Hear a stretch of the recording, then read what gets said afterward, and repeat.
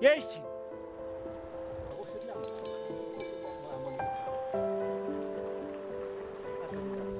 Les jeunes ont trouvé du travail, ils ont resté au pays, quoi. Sinon, ils seraient partis. Bah, j'en pense que c'est bien, parce que moi, mes jeunes travaillent tous dans l'eau l'hiver.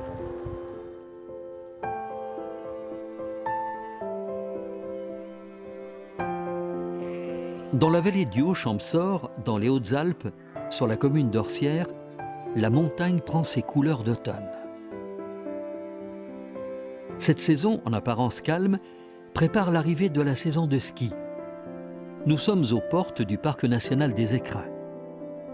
Avec le froid des Alpes qui s'installe, les premiers flocons de neige annoncent l'hiver. Il faut préparer la saison.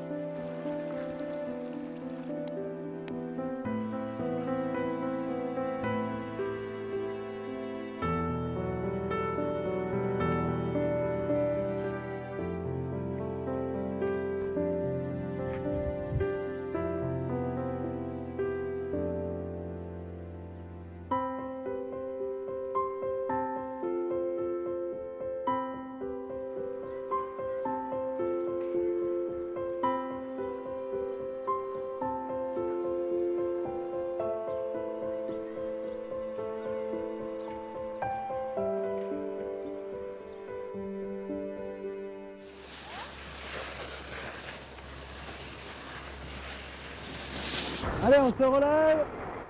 Des centaines de touristes sont arrivés pour dévaler les 100 km de pistes ensoleillées d'Orsières 1850. Nous sommes dans les Alpes du Sud. Comme depuis 50 ans, une grande partie de la population, attachée à sa terre, vit au pays grâce à cette station qu'ils ont vu grandir, évoluer. Une station moderne où les acteurs ont toujours su s'adapter. Et comme il y a 50 ans, les femmes et les hommes vivent de la pluriactivité en synergie avec leur territoire. Donc j'ai deux activités qui se cumulent. Donc je suis moniteur de ski à l'école du ski français d'Orsières, école de ski créée par mes ancêtres. Et je suis agriculteur. Je suis éleveur de moutons. Alors les filles, ça va? L'agriculture, bien sûr, c'est mon métier principal, hein. C'est mon métier que je fais toute l'année. Et puis l'hiver, donc, je fais moniteur de ski, comme vous m'avez vu tout à l'heure. Donne-moi la main. J'ai la chance de faire deux métiers qui me plaisent énormément et qui sont complémentaires mais différents. Allez, hop. En fait, on parcourt les pistes l'été à pied avec nos moutons. Et puis l'hiver en ski avec nos clients. C'est complètement différent. C'est pour ça que, heureusement, que nos ancêtres ont créé la station. Ils nous ont permis à tous de pouvoir rester ici. Alors les premières remontées mécaniques, c'était le téléski de la Draille, qui était à peu près ici, mais qui partait d'un tout petit peu plus bas. Ça, c'était en 1962, avec les premiers commerces, la première rotonde qui a été créée aussi, qui fait partie d'un des tout premiers bâtiments. Là, si tu veux, à l'époque, donc il y avait un téléski qui était juste là, c'était le téléski du Bagnol. C'était une pente qui était très agréable puisqu'on pouvait faire beaucoup de slalom dessus.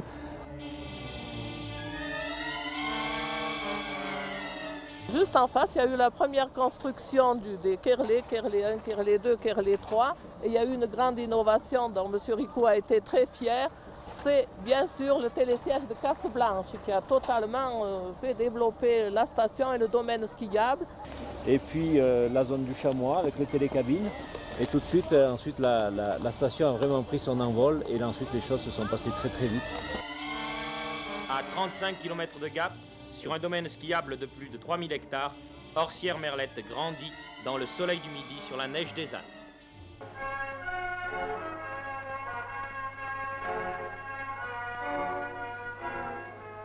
Mais avant la naissance de la station de Merlette, les populations vivaient une vie paysanne traditionnelle très difficile.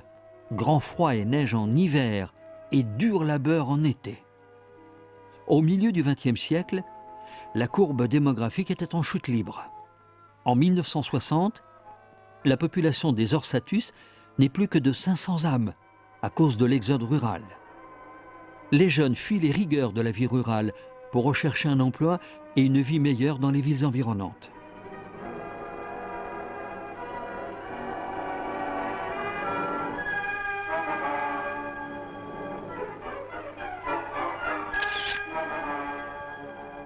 Là, c'était le traîneau, quand on passait le traîneau l'hiver avec les chevaux. On voyait tous les chevaux attelés et regarder les costumes d'époque, comment ils étaient habillés les gens. C'est là où on voit les changements, ça a bien changé, regarde les bérets. Eh bien avant, c'était très très dur, on n'avait pas beaucoup de surface à travailler étant donné que tout le monde était agriculteur. Il n'y avait pas d'autres ressources autrement. Que dans une maison, en général comme chez moi, on était quatre enfants. Il n'y en avait qu'un qui pouvait rester à la ferme parce qu'il n'y avait pas pour nourrir tous les... Alors les trois autres étaient obligés de partir, aller trouver du travail ailleurs. Puis c'était une vie dure, il fallait travailler tout avec des outils à main, il n'y avait pas de tracteur. On fauchait à la faux, on ratelait avec des râteaux en bois. On portait le foin avec des traîneaux en bois. Et c'était tous des métiers manuels, c'était pénible, toujours à la pente. Ils travaillaient dès 5 h du matin à 8 ou 9 h le soir. Alors l'hiver, ils en profitaient pour se reposer et réparer les outils pour l'année d'après.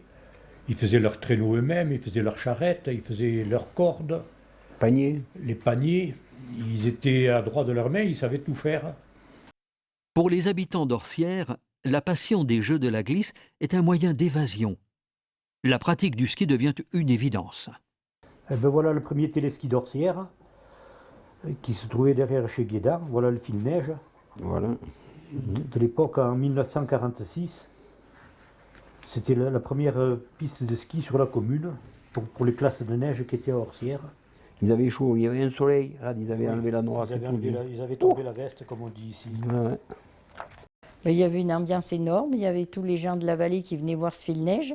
Le dimanche, les bars étaient pleins, parce que le dimanche après-midi, il y avait une foule énorme. Les concours de ski qui partaient de Merlette, Chalais, arrivaient à ce fil-neige.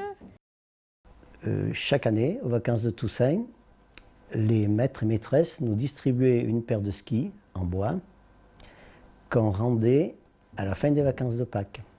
Et une passion l'hiver à skier comme ça dans ce pré. Et le maire, M. Camille Ricou, et son conseil municipal dont mon papa faisait partie, ont décidé qu'il fallait absolument sauver le pays, c'est-à-dire essayer d'apporter un travail supplémentaire à ces agriculteurs pour qu'ils puissent gagner un petit peu d'argent en hiver et travailler le paysage en été. Il faut dire qu'il a trouvé son feu sacré en allant en Autriche avec le curé de l'époque, qui était l'abbé Lauré. Et un jour, il leur a dit « Ceux qui veulent, je vous emmène dans d'autres montagnes qui ressemblent à Merlette, et vous saurez ce que vous pouvez faire à Orsières, parce qu'on ne parlait pas encore de Merlette. À Orsières, vous saurez ce qu'il faut faire pour votre pays. » Et il y a eu 3 places dans la 2 chevaux du curé, et il y avait Camille, dans ces 3 jeunes, qui sont partis, Francis Guédin et Paul Giraud, et il les a amenés en Autriche. Et quand ils sont revenus de ce voyage, c'était clair qu'il fallait faire ça pour Orsières. Et Camille, qui a adoré skier, a fait ce vœu en haut du col de Presles, un jour où la neige était si belle au printemps. Oui, Orsières aura sa station. En 1959, une poignée d'hommes audacieux, avec à sa tête Camille Ricou, décide d'implanter une station de ski sur les alpages de Merlette. Dès le début des travaux, la vie dans la vallée est bouleversée, le chantier prend de l'ampleur et tout le monde participe à sa manière à cette transformation. Les routes ont été faites avant les bâtiments, bien sûr. Mais elles étaient en terre, en terre battue, quoi. Je voyais ces gros engins arriver. C'était des énormes bulles et des énormes camions qui nous paraissaient gigantesques. On n'avait vu que des tracteurs jusque-là, donc le camion, c'était exceptionnel. Et je me souviens, quand j'étais toute petite, le soir, après le travail de mon père, on partait en moto pour aller voir ce qui s'était passé dans la journée, voir comment les engins avaient évolué, comment ils avaient avancé. Si on avait fait des trous, si la route s'était améliorée. C'était l'animation de la journée, aller voir les travaux. Les pylônes On construisait d'abord une ligne avec des poteaux en bois, une fausse ligne, et on accrochait les pylônes pour monter le béton. On montait le béton à des bidons pendus à un câble provisoire, et on montait les socles en béton, et après on montait les pylônes en morceaux, et on les boulonnait sur place. Maintenant, on arrive avec un hélicoptère, Et oui, le c'est morceau vite est fait. pendu dessous, on le pose directement sur le socle. En une après-midi, on dresse un télésiège qui fait 3 ou 4 km de long. Et avant, il fallait plus d'une année pour le faire. On faisait un télésiège une année, on faisait un téléski ou deux par an, quoi. Mais en fait, ça s'est construit progressivement. Au fil des années, les années passées, il sortait une nouvelle remontée, et c'était encourageant pour nous. Et puis on voyait qu'au point de vue bâtiment, au point de vue chalet, au point de vue immeuble, tout ça, c'était performant, ça se créait de plus en plus, ça évoluait, et c'était beau. Effectivement, c'est les pionniers qui ont pu travailler sur ces stations de ski, ça a été des moments, je pense, extraordinaires, parce qu'il y avait tout à inventer. Voilà un document que j'ai retrouvé dans les archives de mon père. C'est une étude d'implantation de la station qui date de 1960, d'avril 1960. Donc dans ce document, on retrouve en fait une photo du site, en fait, où on a Orsières-Merlette, les hameaux qu'il y a autour, les estuaries, et la station n'est pas encore créée. Une photo panoramique également du site, montrant donc toutes les montagnes. Et là, ce qui est intéressant, c'est que nous avons un plan qui montre effectivement l'enneigement de la station, puisqu'il y a eu des études d'enneigement qui avaient été faites. On voit également donc, la position de la station par rapport à Orsières-Merlette. On voit également toute la partie de l'enneigement du bassin avec les temps d'enneigement. Donc c'est assez intéressant. On voit également ici tous les téléskis qui étaient déjà programmés à l'époque. Mon père avait essayé de concevoir des chalets qui soient construits pour des fortes pentes et que l'on trouve en montagne. Et en fait, ça donnait naissance à ces chalets perchoirs ou à ces chalets huttes comme ça. Voilà, en feuilletant les archives de mon père, j'ai retrouvé des projets assez intéressants, mais des projets qui n'ont pas vu le jour en fait. C'est des projets quelquefois un peu utopiques d'ailleurs. On peut voir par exemple ici un projet de patinoire qui est carrément encastré dans la pente, de type architecture troglodyte. Camille Ricou, il disait qu'on s'était mis à cultiver des champs de pylônes. Eh bien, c'est-à-dire qu'au lieu de cultiver les champs, on a mis des pylônes à la place. Le seul moyen de maintenir la vie et de créer une activité économique dans les zones de montagne, c'est de planter des pylônes. C'est la seule agriculture valable, c'est la plantation des pylônes. Puis c'est quand même un travail intéressant de travailler avec les touristes et faire du ski.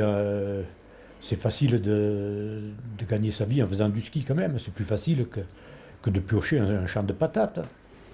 Puis il y a quand même un certain bien-être qui est arrivé. Les maisons se sont améliorées, les routes aussi, chacun avait sa voiture. On avait du chauffage, on avait la télévision qui arrivait aussi. On avait un peu plus d'argent, bon, ça a été plus facile. Les débuts de la location de ski, c'était quelque chose qui nous effrayait parce que nous n'avions jamais vu autant de monde. Et mon père disait toujours, mais c'est là la solution, c'est la location de ski. Mais ça vaut toutes les épiceries. Alors on louait ça dans un petit entrepôt à côté de mais seulement il fallait y rester le dimanche entier. Et puis de travailler à la station remontée mécanique, ça nous a d'abord appris à connaître, à vivre, à connaître énormément de gens. Et c'est très beau. Cette chose-là, je ne le regretterai jamais. Du début de la station, chaque année, il y avait des enfants qui venaient, parce qu'il y avait, par exemple, un directeur de village vacances qui arrivait avec quatre enfants, des moniteurs, des pisteurs, qui venaient avec leur famille. Et il y a eu une ouverture de ma classe à tous ces gens-là. C'est pour ça d'ailleurs que de 12 élèves, je suis passée à 30.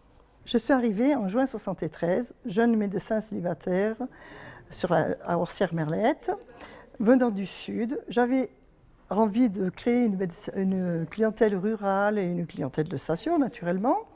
Et Et puis, bon, j'ai rencontré en 1978 mon mari, qui était animateur à ce moment-là. Nous avons créé une famille de 2 enfants. Les enfants sont devenus des petits orsattus. Et maintenant, reviennent avec beaucoup de plaisir sur la station. On voyait des gens arriver, des touristes qui arrivaient bien habillés, avec des anoraks, avec les premières chaussures de ski, les bottes à poils aussi. C'était la mode d'avoir des grosses bottes pleines de poils, là. On avait l'impression de ressembler à un yéti, mais c'était très à la mode. Et nous, on n'enviait qu'une chose quand on était à l'école, c'est d'avoir des bottes à poils. Ben, pour nous, ça a été super et facile à accepter, parce que surtout quand il y avait des jolies filles qui arrivaient, et qu'on était percheman, qu'on était au pied d'un téléski à donner les perches, on leur faisait un beau sourire et ça nous remontait le moral.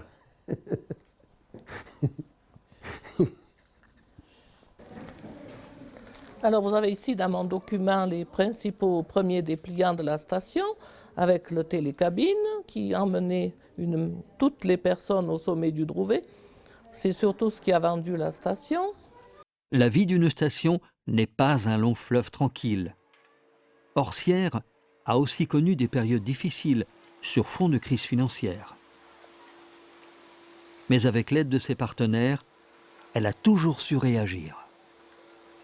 Aujourd'hui, ces difficultés sont derrière nous, mais elles doivent aussi nous servir à éclairer l'avenir, c'est-à-dire faire nos choix en ayant en arrière-pensée ces difficultés, faire en sorte de ne pas les revivre.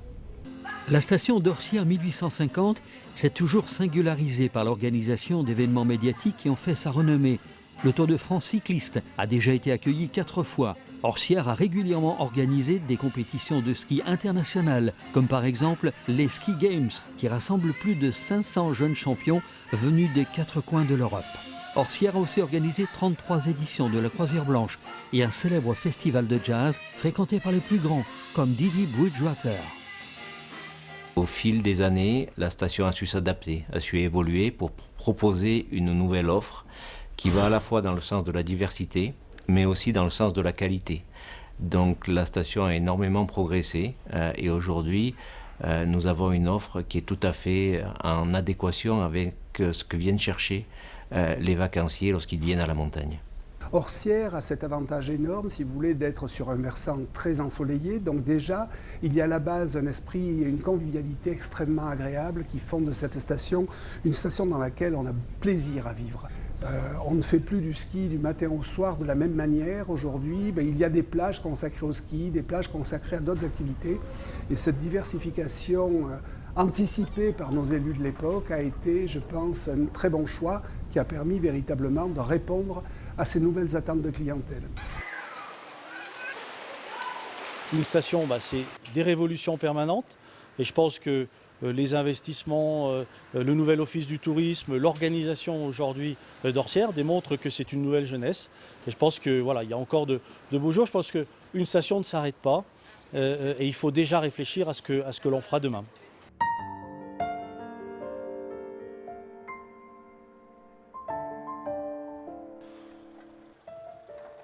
Dès 7h30 du matin, les 250 employés de la société Orsières La Belle Montagne s'activent pour mettre en route simultanément les remontées mécaniques et toute la logistique d'accueil. Une fourmilière de techniciens avant l'arrivée des premiers skieurs. C'est une centaine de personnes là sur ce point-là qui embauchent. Il y en a à peu près une trentaine qui embauchent sur un autre point sur le front de neige du Carlet. Là, ils sont une vingtaine en caisse à embaucher en même temps. Effectivement, là, c'est un peu l'effervescence. Pour sécuriser les 100 km de piste, entre 1850 et 2725 mètres d'altitude, les pisteurs font des relevés météo et observent l'évolution du manteau neigeux pour toujours plus de ski confort. Ok, ça marche, Orsières 1850 est une station qui affiche le label Famille Plus en faveur du ski pour tous. L'accent est mis sur la sécurité des pistes, le balisage et l'information pour que chacun puisse skier avec plaisir, en famille. Alors, comme beaucoup de stations, nous sommes équipés d'un réseau de neige de culture, un réseau qui couvre aujourd'hui 40% des pistes du domaine skiable, notamment ce qu'on appelle les pistes principales, les pistes commerciales. Cette neige est nécessaire et incontournable à aujourd'hui, de façon à pouvoir garantir la saison sur sa durée, car c'est vrai qu'on ouvre relativement tôt, mais surtout on ferme assez tard. Ça y est, c'est l'ouverture. On est parti pour une journée. Bonne journée. Bonne journée. La qualité du ski à Orsières 1850 est remarquable. Sur un vaste domaine ensoleillé, où le parc national des Écrins est offert comme panorama d'exception. Pour s'adapter à la demande de la clientèle, qui ne fait pas que du ski, la station a toujours joué les pionnières en diversifiant son offre de loisirs. Création du Palais des Sports et multiplication des activités ludiques, d'aventure et culturelles. Cette dynamique d'accueil à laquelle participe une nouvelle population d'Orsatus enrichit l'esprit convivial et professionnel de la station. Depuis 50 ans, la station d'Orsières a vu naître bien des champions sur ses pistes, comme aujourd'hui Alizé Baron ou Valentin Giromoine. Sébastien Augier, un autre enfant du pays, fait partie des meilleurs pilotes du monde de rallye WRC. Comme lui, chacun peut venir se ressourcer aux rayons chaleureux du soleil d'Orsières 1850. Sébastien est ici avec ses amis moniteurs de ski, avec lesquels il a enseigné pendant plusieurs années. Comment tu vas? Ça va, Charlot? Tu viens prendre un peu des couleurs, t'es un peu pâle. T'as vu, c'est ce qu'on m'a dit, mais je ressens pas un vrai moniteur parce que je suis pas assez bronzé. Il arrive de Suède, en Suède en ce moment, le soleil, c'est pas ce qu'il y a avec plus. nous, tu vas bronzer.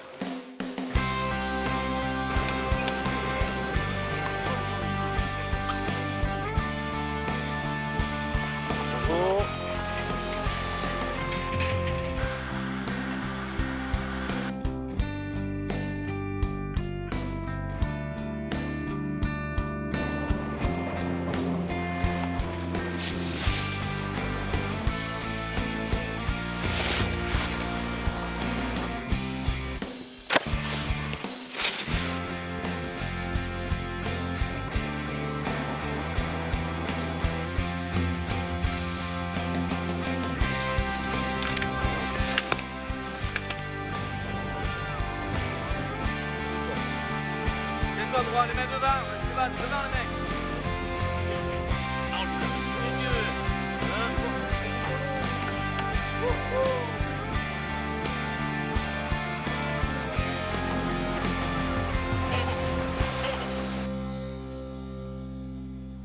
Allez, c'est parti! Ouais, Géronimo!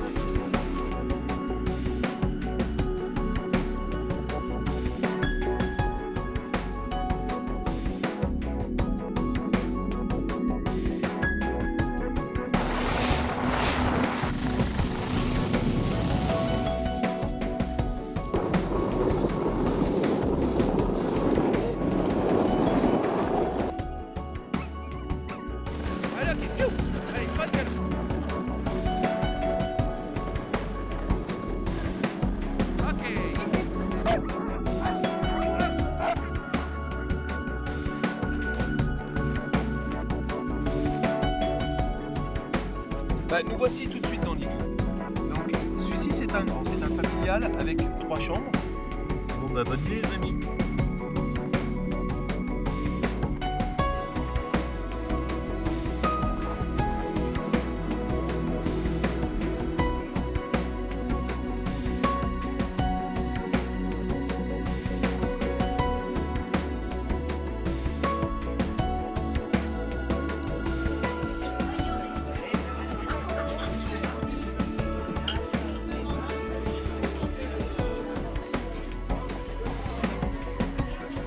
Bonsoir.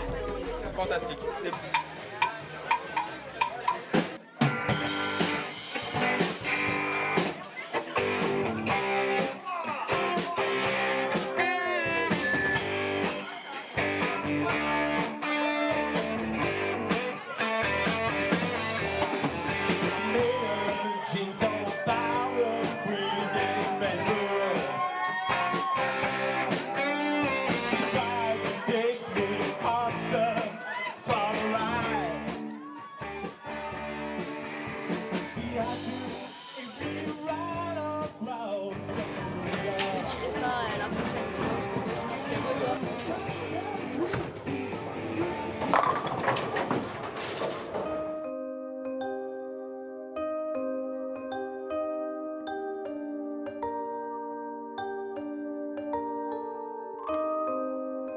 Depuis 50 ans, Orsières 1850 accueille des millions d'amoureux de la montagne.